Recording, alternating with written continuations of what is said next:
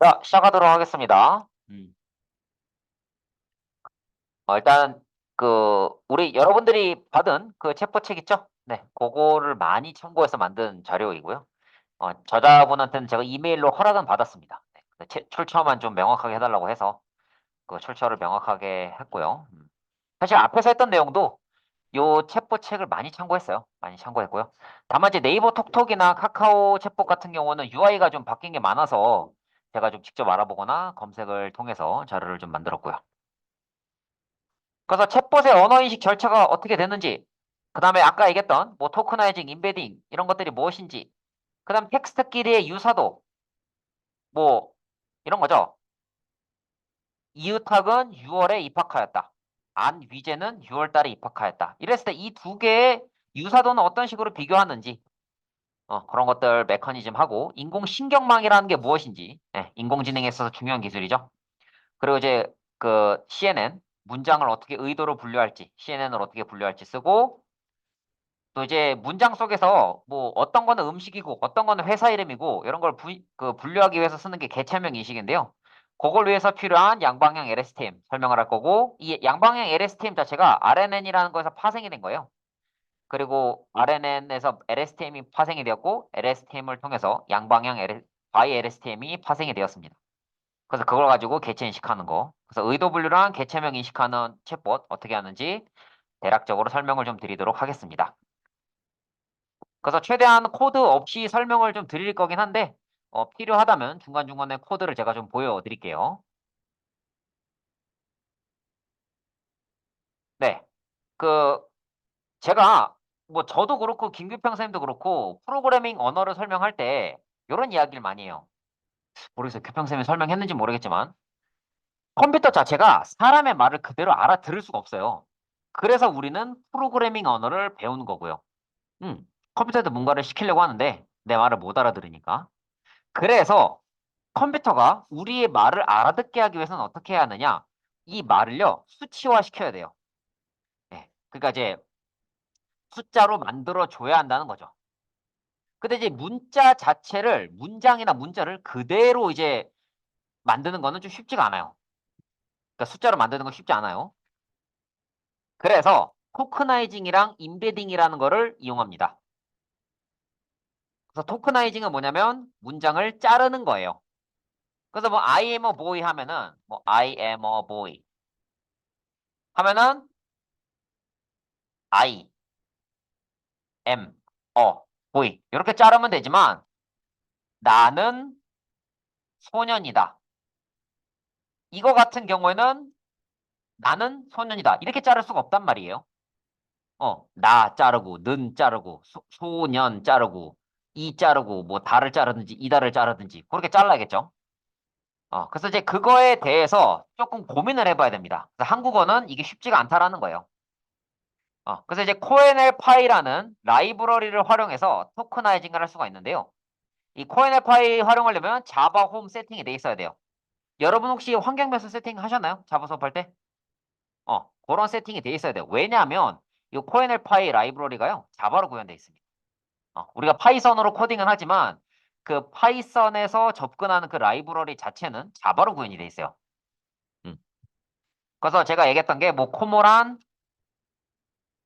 뭐 꼬꼬마, OKT 이렇게 있는데 이 OKT는 트위터에서 만들었고요. 꼬꼬마는 서울대 연구소에서 만들었고 코모란 어디였더라? 어딘지 기억은 안 나는데 이 책에서는 코모란을 주로 썼습니다. 그래서 뭐 어떻게 썼는지 어떤 식으로 분류가 됐는지는 여기 있는 것들을 좀 참고해 주시면 좋을 것 같고요.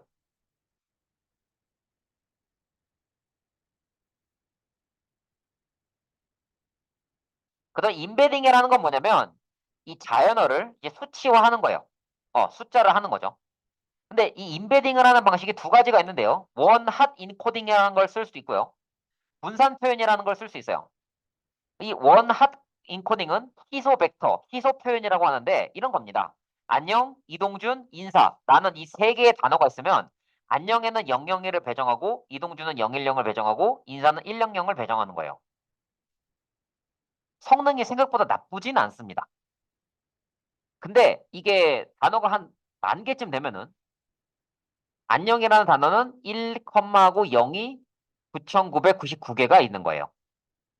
그 다음에 이동준이라는 거는 0,1하고 그 뒤에 9,998개의 0이 있는 겁니다. 굉장히 공간 낭비, 메모리 낭비가 심하죠. 그래서 이걸 이제 희소 표현, 희소 벡터라고 하는데, 이제 뭐 단어 자체에 연관성도 없고요. 안녕이라는 단어랑 이동준이라는 단어가 서로 어떻게 연관되는지 알 수도 없고, 이게 굉장히 그 메모리 낭비나 공간 낭비가 심합니다. 근데 어느 정도 규모에서는 이렇게 하기도 합니다. 규모가 너무 크지 않으면. 자, 그래서 이거를 이제 보완하고자 나온 게 밀집 표현 내지는 분산 표현인데 하나의 차원에 여러 개의 정보값을 쓰는 거예요. 그러니까 이런 거죠. 색깔을 표현한다 치면은 연두색이라고 하면은 204, 255, 204 이렇게 표현할 수 있잖아요. 이런 방식이 그러니까 그 밀집 표현 내지는 분산 표현이에요. 근데 이제 원핫 인코딩 방식으로 색깔을 표현하게 되면은 이렇게 표현이 되겠죠. 근데 문제는 색깔이 몇 개예요? 255, 255, 255.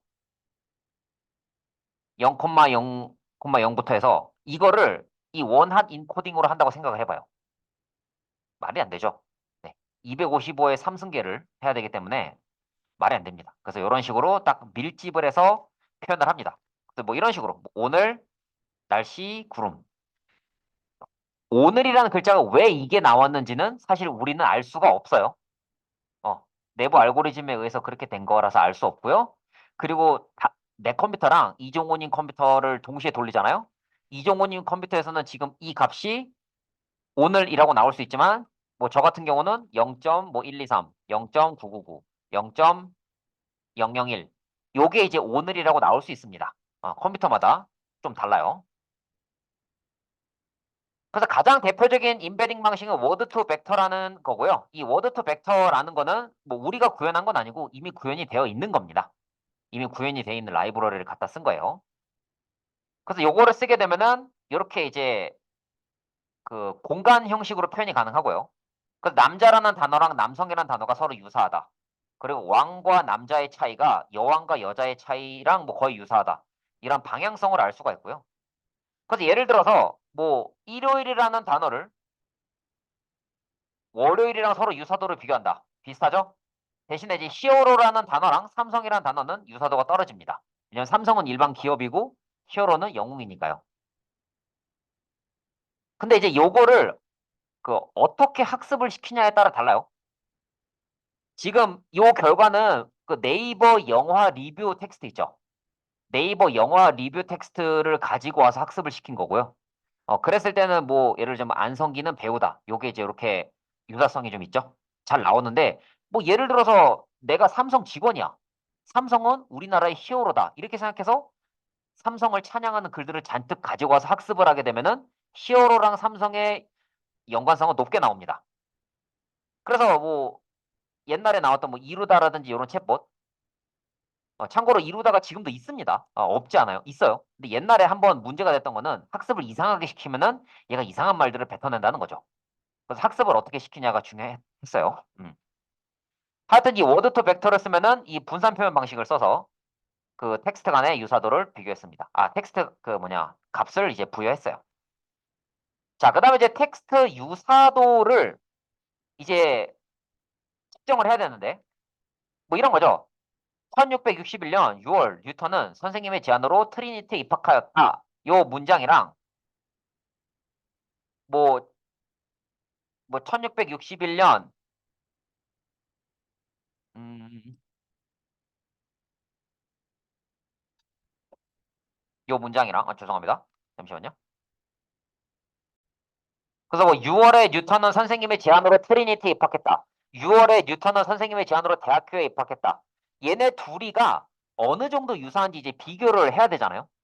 그래서 그 비교하는 방식이 뭐 무슨 그램 방식이라는 게 있고요. 뭐 코사인으로 비교하는 방식이 있는데요. 그램 방식으로 비교한다는 거 뭐지 별건 없어요. 그램 단위로 글자를 자릅니다. 만약에 뭐 2g이다. 그러면은 요렇게 자르고 요렇게 자르고 그다음에 뭐 그다음에 뉴턴 선생님 자르고 선생님 제안 자르고 제안 트리니티 자르고 트리니티 입학 잘라요. 자, 그렇게 잘라가지고 비교하는 거예요. A 문장이랑 B 문장을 똑같이 잘라서 뭐 A 문장 같은 경우는 6월 뉴턴 선생님 B도 6월 뉴턴 선생님. 선생님 제안, 선생님 제안. 제안 트리니티, 제안 대학교. 이렇게 잘리겠죠? 그래서 비교하는 겁니다. 이렇게 비교를 해서 얘네들이 비교해서 위아래가 같으면 1, 다르면 0. 그거를 가지고 나눗셈을 한 거예요. 그 식이 요 식이고요. 그럼 얘 같은 경우는 유사도가 6분의 4고 얘는 뭐 3분의 2가 되고 요거는 66%죠. 그래서 이 두 문장은 66% 유사하다. 이렇게 됩니다. 물론 이 방식도 문제는 있어요. 문제 있습니다. 어떤 문제가 있느냐? 1661년 6월 뉴트리아는 선생님의 제안으로 트리니티 입학하였다 이랬어요. 근데 사실 뉴턴이랑 뉴트리아는 전혀 다른 존재잖아요. 근데 사람이 보기엔 어우씨 이거 이상하다 이런 느낌인데 컴퓨터가 보기에는 아 얘네들이 유사하군. 이렇게 이제 비교한다는 거죠. 근데 그런 문제가 있기는 해요. 그 제가 이제 지금 알려드리는 방식이 이 인공신경망을 이용한 워드 투 백이라든지 통계적 방법, 그러니까 단순히 if else 문만으로 비교할 수 있는 방법을 둘 다 알려드리는 이유가 왜 그러냐면 되게 그 학습 데이터가 잘 돼 있으면요. 학습 데이터가 규모가 크고 잘 돼 있으면은 인공신경망 쓰면 되는데 학습 데이터가 좀 적고 어중간하다 싶으면은 차라리 통계적인 방법으로 비교하는 게 낫습니다. 물론 통계적인 방법에는 여러 가지 문제가 있지만요. 네.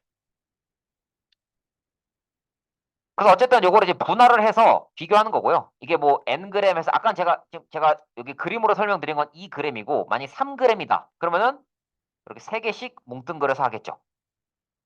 1g이면은 유니그램이라고 해서 하나씩 비교할 거고요. 그래서 이제 뭐 인베딩, 토크나이징 이런 기본 개념들을 설명을 좀 드렸고요. 이제 인공신경망에 대해서 설명을 드릴게요. 우리가 이제 인공지능반이잖아요. 뭐 앞서서 이제 김홍근 팀장님께서 굉장히 설명을 잘해 주셨을 텐데 저는 이제 요 책을 기반으로 해서 한 번 더 설명을 드릴게요. 혹시 여러분들이 알고 있는 내용이랑 다르거나 헷갈리는 게 있으면 얘기해 주세요. 인공신경망이라는 게 뭐냐면 그러니까 사람의 이 뇌에 있는 뉴런 있잖아요. 뉴런. 뇌 세포죠. 그 뇌 세포의 동작을 수학적으로 흉내를 낸 겁니다. 여기서 말하는 이 모델이라는 단어가 뭐 문맥에 따라서 다양하게 해석이 되는데 일단 여기서는 뭐 방법 내지는 틀 이렇게 보시면 될 것 같아요. 그래서 인공신경망이랑 그냥 신경망이랑 뭐 똑같이 부르기도 하고요. 그리고 이게 일종의 함수라고 보시면 돼요. 어떤 함수냐면 뭐 특정한 값을 넘으면은 어떤 동작을 하는 그런 함수라고 보시면 됩니다. 그 사람이 뇌세포 안에 뉴런과 뉴런 있고 이 뉴런과 뉴런을 연결하는 게 뭐죠? 혹시 수업 시간 설명 안 했나요? 뉴런과 뉴런을 연결하는 걸 시냅스라고 하잖아요. 그 시냅스 이 전기 신호로 연결이 되는데 이 첫 번째 뉴런에서 두 번째 뉴런으로 넘어갈 때 여기서 보내는 신호의 강도가 너무 약하면은 그 다음 뉴런으로 신호를 전달하지 않고요. A에서 B로 보내는 신호의 강도가 세면은 그 다음 뉴런인 C로 전달을 하죠. 그래서 그거를 흉내낸 게 바로 인공신경망이에요. 그래서 이 뉴런이라는 녀석이 뭐 대충 이렇게 생겼다. 그래서 뭔가 입력을 받고 거기에 따라 가중치를 갖고 오고 그걸 가지고 어떻게 계산을 해서 그 값이 뭐 얼마 이상이냐에 따라서 출력을 어떻게 해준다. 그런 것들이 여러 개 있는 게 인공신경망입니다. 그래서 그 인공신경망을 뭐 내가 직접 하나하나 다 구축하는 건 아니고요. 우리는 이제 그 케라스라는 라이브러리를 주로 사용해요. 주로 사용합니다. 근데 이게 뭐 케라스는 뭐고 텐서플로우는 뭐예요? 물어보시는 분 많아요. 둘 다 뭐예요라고 하시는 분도 있겠지만. 근데 보통 이제 머신러닝, 인공지능 뭐 이런 거 딥러닝 하면은 텐서플로우 많이 생각하시는데 갑자기 또 케라스라는 게 딱 등장하면 당황을 하기 시작하죠. 이건 뭐고 이건 뭐야? 당황하시는데 뭐 결국에는 다 텐서플로우입니다. 결국엔 다 텐서플로우인데 이 케라스라는 거를 이용해서 텐서플로우를 좀 더 쉽게 쓸 수 있다는 거예요. 그러니까 텐서플로우를 이용해서 굉장히 복잡한 형태의 인공신경망을 구축할 수도 있지만 굉장히 간단한 것 같은 경우는 이 케라스라는 라이브러리를 써서 좀 더 쉽게 텐서플로우를 쓰자. 뭐 이렇게 되는 거죠. 근데 텐서플로우란 라이브러리가 원본인데 이 라이브러리 자체도 어려워서 그걸 좀 더 쉽게 쓰고자 나온 게 케라스다. 이렇게 보셔도 될 것 같아요. 그래서 이제 이 인공신경망에 대해서 좀 더 얘기하자면 뭐 학습시킨다고 하잖아요. AI를 학습시킨다고 하는데 이 AI를 학습을 시킨다는 게 무슨 의미냐면 여기 입력값이 있어요. 그리고 거기에 따라서 이제 가중치를 곱합니다. 그 다음에 이제 편향값이라는 게 있습니다. 그래서 결과적으로 이제 결과값은요, 입력값이랑 가중치랑 이 편향값이라는 거를 통해서 이제 그 출력값을 정하는 거거든요. 근데 이 출력값을 내가 원하는 출력값이 되게끔 만드는 거예요. 무슨 소리냐면, 자, 내가 이제 뭐 사랑해라는 단어랑 죽고 싶어라는 단어가 있어요. 그리고 안녕이라는 단어가 있습니다. 이 사랑해라는 거는 긍정적인 감정으로 인식하고 죽고 싶어는 부정적인 감정, 안녕은 보통 감정으로 인식하게끔 내가 지금 학습을 시키는 중이에요. 그렇게 이제 학습을 시키는데, 이제 사랑해라는 단어를 줬는데, 뭐 보통으로 얘기하거나 부정적인 감정이라 나왔어요. 그럼 그거 잘못된 거잖아요. 사랑이라는 감정을 보통 감정이나 부정적인 감정으로 인식하면 잘못된 거기 때문에 조정을 한다고요. 가중치랑 편향값을 조정해서 아니야, 사랑에는 좋은 감정이야 라고 원하는 값을 이렇게 만들어주는 그런 과정을 학습이라고 합니다. 그래서 좀 수학적으로 얘기하면은 편향값이라는 친구랑 가중치를 내가 원하는 값이 나올 때까지 계속 조정해 가는 거예요. 그리고 여기서 말하는 이 그리면 이 활성화 함수라는 게 뭐냐면 값을 이제 입력받고 그 입력값을 가지고 다음 값에다가 그러니까 다음 뉴런 그러니까 요런 동글뱅이가 뭐 또 있겠죠. 그렇게 생긴 동글뱅이한테 값을 전달하는 거. 그런 부분이 이제 활성화 함수인 거고요. 자, 그래서 활성화 함수는 종류가 여러 가지가 있는데 뭐 스텝 함수, 시그모이드 함수, RELU 함수가 있는데요. 이제 RELU 함수가 제일 많이 쓰이고 있다고 해요. 그러니까 스텝 함수 같은 경우는 이제 값이 뭐 0 이하면은 무조건 전달 안 하고 1 이상이면 무조건 전달하고 시그모이드 같은 경우에는 이게 뭐 값이 0만 아니면은 뭐 다음 부분으로 전달을 하긴 하는데 좀 계산하는 계산 비용이 좀 높고요. 그 RELU 같은 경우는 0 넘으면은 그냥 내가 집어넣은 값을 그대로 다음에 전달합니다. 그래서 뭐 용도에 따라서 얘네 둘을 많이 써요. 정말 간단한 거라면 스텝 함수를 쓰지만. 자, 근데 이제 요 동글뱅이 하나만 가지고는 어떻게 인공지능이라 말할 수 없습니다. 그래서 이렇게 이 동글뱅이, 그러니까 뉴런이 여러 개가 있어야 돼요. 뉴런이 여러 개가 있어야 하고, 그리고 이제 입력층이랑 출력층뿐만 아니라 은닉층이라는 중간에 또 하나의 계층이 필요합니다. 그래서 이렇게 은닉층이 많을수록 인공지능 성능은 좋아져요. 대신에 인공지능 성능은 좋아지지만 학습하는데 오래 걸리게 되고 또 이제 또 저 이제 이게 많다고 또 무조건 좋은 게 아니에요. 뭐 사람도 그렇잖아요. 뭐 뭔가를 생각할 때 너무 꼬아서 생각하게 되면은 원래 의미를 파악할 수 없습니다. 예를 들어서 내가 안위재님한테 안위재님 잘생겼어요라고 말했어요. 근데 이제 일반적인 사람이라면 아 내가 오늘 머리를 잘라서 잘생겼다고 하는구나. 아니면 오늘 선생님 기분이 좋구나. 아니면 내가 진짜 잘생겼구나. 이렇게 생각할 텐데 만약에 안위재님의 심층 신경망이 너무나 많이 있어요. 그럼 어떻게 생각하냐? 선생님 잘생겼어요. 그러면은 아 선생님 코인이 망하셔서 나한테 돈을 꾸려고 하시나? 뭐 이렇게 생각할 수 있다는 거예요.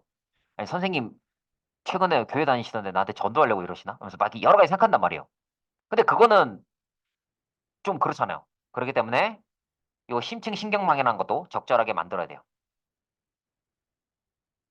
자, 그래서 이제 우리가 말하는 딥러닝이라는 게 뭐냐면 요 은닉층, 그러니까 입력하는 부분이랑 출력하는 부분 사이에 요 은닉층이 하나라도 있으면 요걸 이제 그 딥러닝이라 그래요. 그래서 입력층, 출력층, 그리고 은닉층이 뭔지 설명을 드릴게요. 뭐 입력층은 글자 그대로 입력을 받고 입력된 값을 그대로 보내는 거고요. 그 출력 같은 경우는 이제 활성화 함수, 아까 얘기했던 뭐 스텝이냐, RELU냐, 시그모이드냐에 따라서 그 값을 이제 그 출력을 해내는 거고요. 그래서 이제 뉴런수도 이제 너무 많으면 안 좋고요. 은닉층도 너무 많으면 좋지 않아요. 그 은닉층이라는 게 뭐냐면 이제 입력층이나 출력층 같은 경우는 특별히 계산한 게 없어요. 음. 그러니까 있는 그대로 내보내거나 있는 그대로 입력받는데 요 은닉층이 이제 실질적으로 이제 계산을 하는 부분인 거거든요. 그래서 안위재님 잘생겼어요라는 말을 딱 들었을 때 그 말이 무슨 의미인지 실질적으로 계산하고 판단하고 학습하는 부분. 그 부분이 은닉층이고요. 얘를 영어로 히든 레이어라고 하는데 히든 레이어라고 하는 이유는 그 계산의 결과를 사용자가 볼 수가 없어요. 그러니까 무슨 말이냐면 이제 왜 볼 수가 없냐? 뭐 그런 거잖아요. 내가 지금 이게 제가 지금 수업을 하면서 제가 지금 배고프고 목이 따가워요. 그게 제 머릿속에 있는 뭐 9534번째 뉴런이 뭐 10,000번째 뉴런한테 신호를 보내서 그렇다라고 말할 수 없잖아요. 그쵸? 내 뉴런의 어느 부분이 어떻게 동작을 해서 내가 지금 배가 고프고 이렇게 수업 내용을 인지하고 있고 여러분들을 쳐다보고 지금 보니까 그 우리 김혜진님 표정이 점점 안 좋아지네 뭐 이런 것들 이게 지금 내 몇 번째 뉴런에서 정보를 전달하는지 알 수 없잖아요.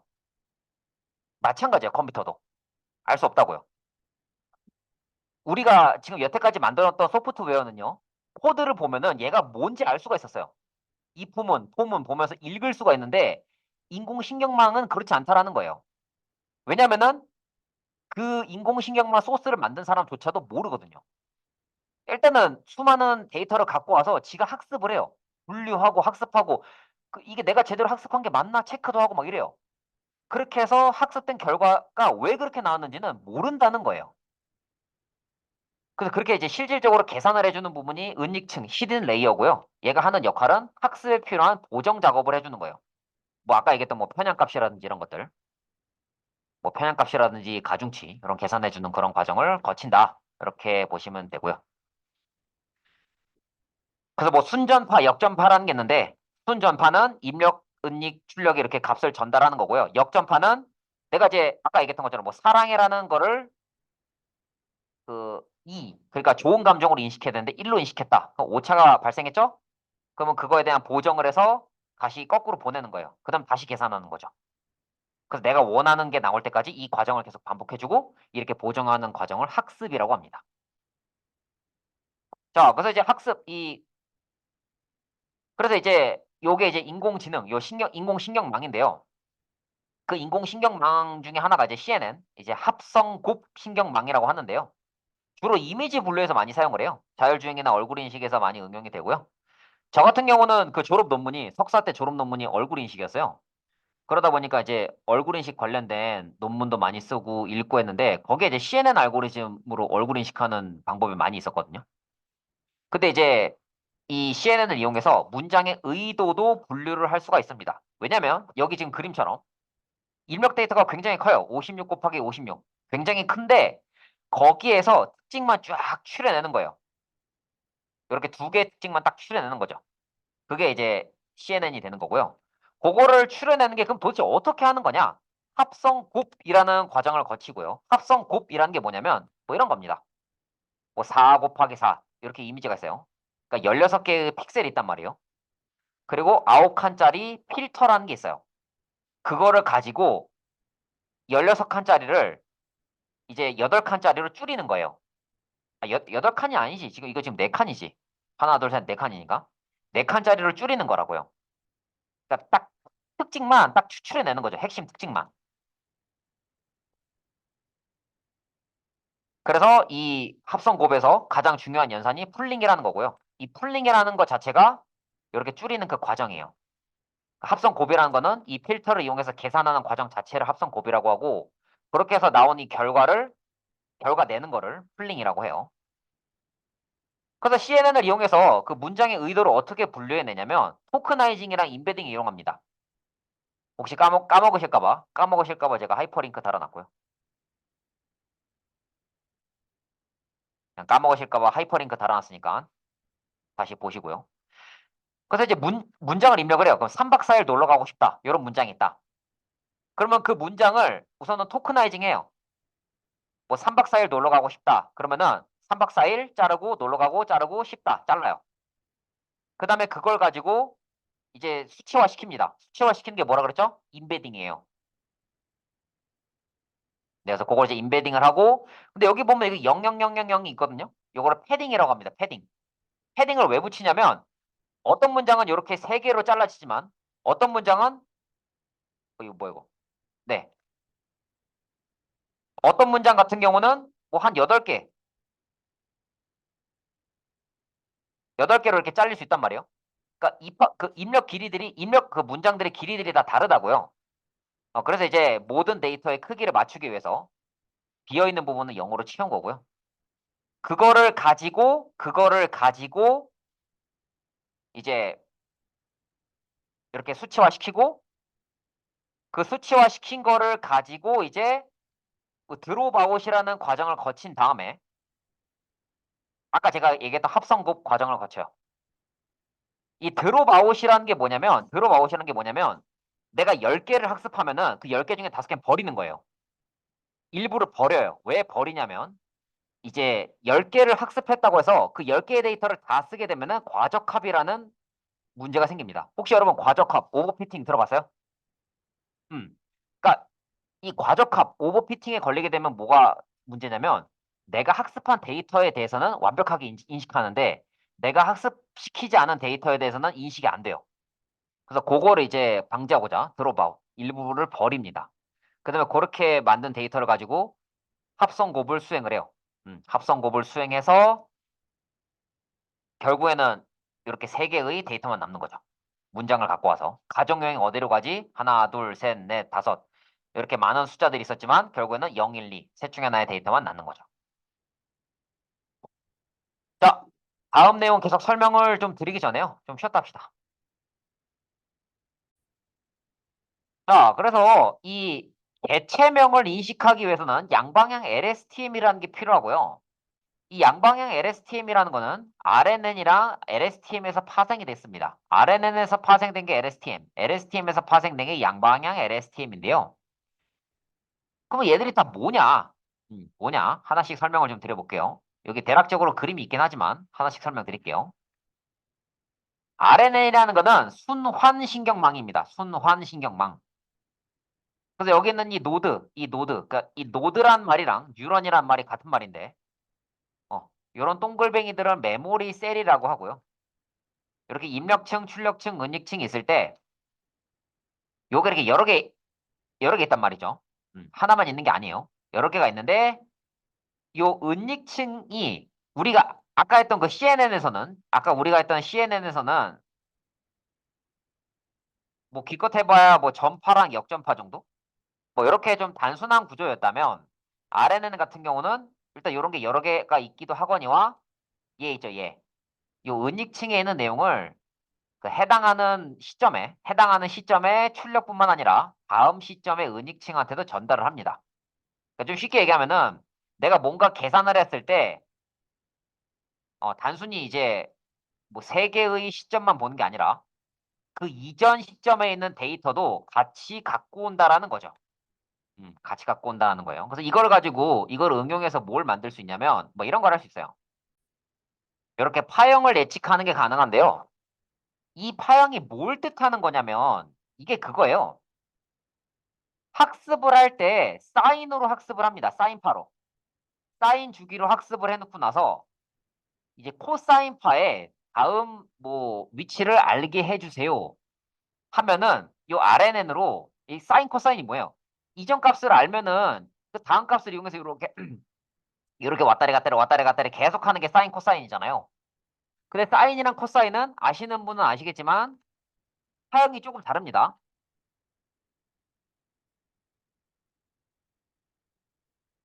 보시면은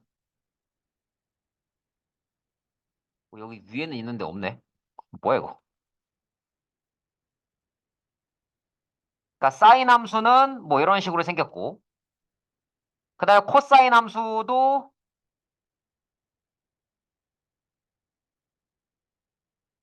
여기 있네. 위키백과를 봐야 되겠네. 여기 보시면 이게 빨간 색깔이 사인이고 그 파란 색깔이 코사인이죠. 그러니까 둘 다 이렇게 파형이긴 한데 이제 사인이 0부터 시작한다면 코사인은 1부터 시작을 해요. 그래서 코사인으로 학습을 시킨 다음에 이 사인 파형 있죠? 그 사인 파형의 다음 값은 뭐냐? 이걸 예측하려는 거예요.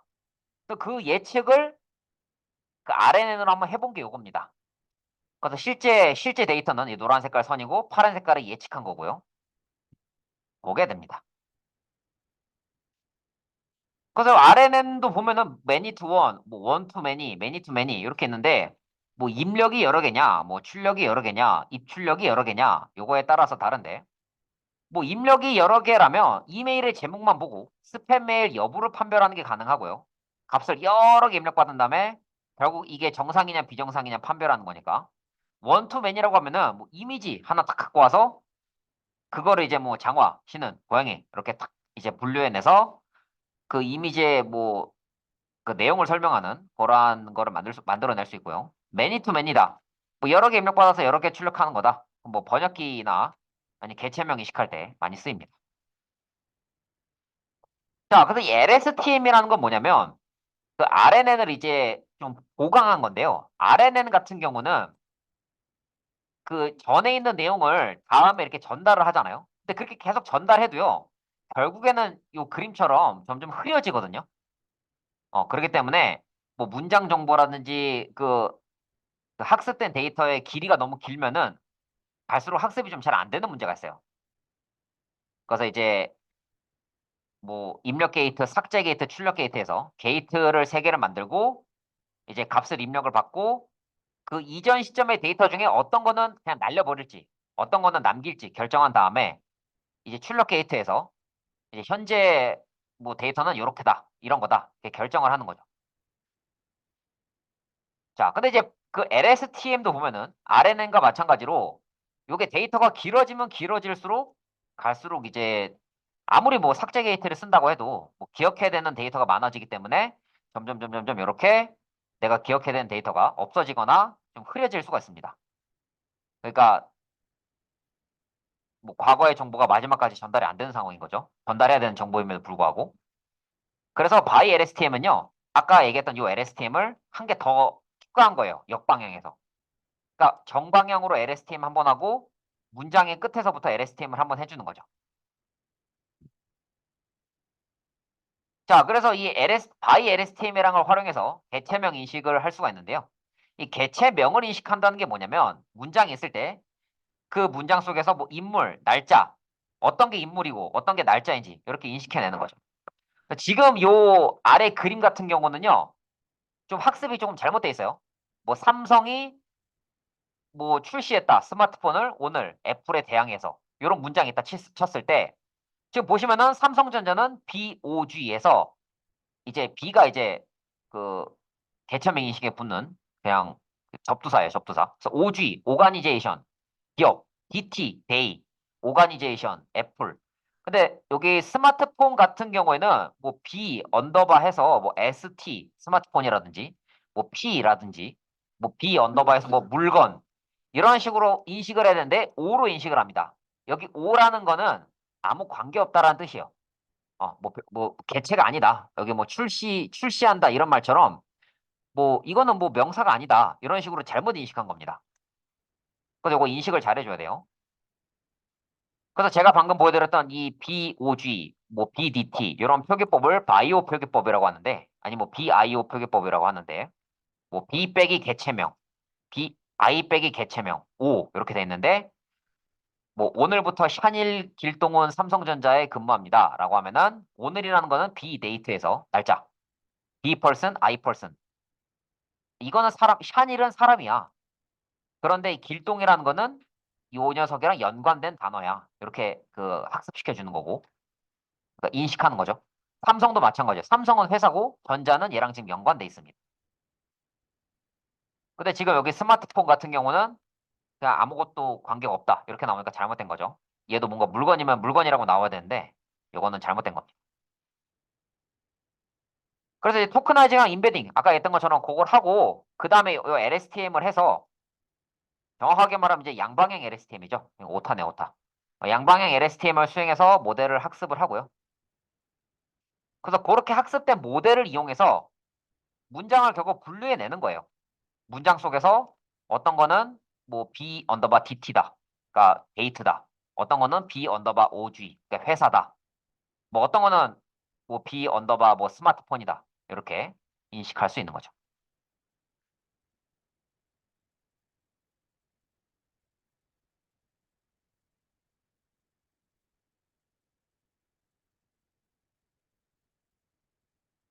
참고로 이 PPT는 공유 폴더에도 있습니다. 아, 이 PPT는 공유 폴더에도 있으니까 필요하시면 가져가시고요. 그래서 이제 의도 분류는 CNN을 활용하고요. 개체명을 인식하는 거는 by LSTM을 활용해서 뭐 내일 부산 날씨 알려줘 라고 하면은 의도 분류는 날씨를 요청하는 거다. 그 다음에 개체명에서 뭐 내일은 날짜고 뭐 부산은 지역이다. 이렇게 분류를 할 수가 있겠죠. 근데 사실 요거를 우리가 카카오톡으로도 한번 해봤습니다. 우리 카카오톡 챗봇으로 비스무리하게 했던 거 기억나요? 카카오톡 챗봇에서도 보면요.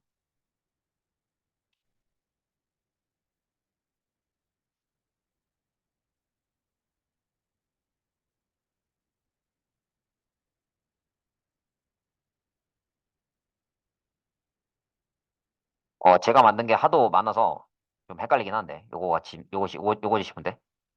여기 시나리오에 보면은, 뭐, 오늘 도베르만과 달리고 싶다.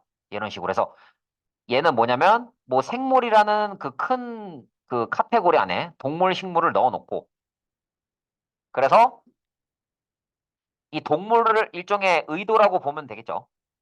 얘를 의도라고 보고, 여기 있는 것들을 개체라고 보면 됩니다. 음, 뭐, 그렇게 해도 대충 비슷하죠. 근데 얘는 다만 이제 코딩이 안 들어가 있죠. 그래서 어지간한 머신러닝이나 이런 거는 카카오톡으로도 다 되고 나는 머신러닝 필요 없이 그냥 간단한 자동 응답만 하고 싶다. 네이버 톡톡 쓰셔도 됩니다. 그래서 이제 인공지능을 활용해서 챗봇 만드는 거, 자연어 처리하는 부분들 제가 대략적으로 설명을 했고요. 이게 글자 그대로 좀 대략적인 부분이기 때문에 여러분들이 좀 책을 찾아보시면서 한번 실습해 보시거나 읽어보시면 좋을 것 같고요. 참고로 그 책 저자분의 뭐 처음 배우는 딥러닝 챗봇 깃허브 하면은 그 책 저자분의 여기 깃허브 주소가 있습니다. 여기에 소스 다 있거든요. 그래서 이거를 뭐 그대로 클론하셔도 아마 될 거고 혹시 안 되면은 여기 포크라는 게 있어요. 포크. 이거 포크 클릭하면은 복사 붙여넣기 되는 거거든요. 그러니까 이 저장소가 내 걸로 복사 붙여넣기가 되고 원본에 영향을 주지 않아요. 그래서 포크 이용해서 갖고 와서 이제 해도 되고. 음. 그래서 이제 요런들 소스들 하나하나 보시면서 뭐 공부해 보시거나 아니면 책에 있는 거 하나하나 따라 쳐 보시면서 해 보시면은 좀 더 좋을 것 같아요.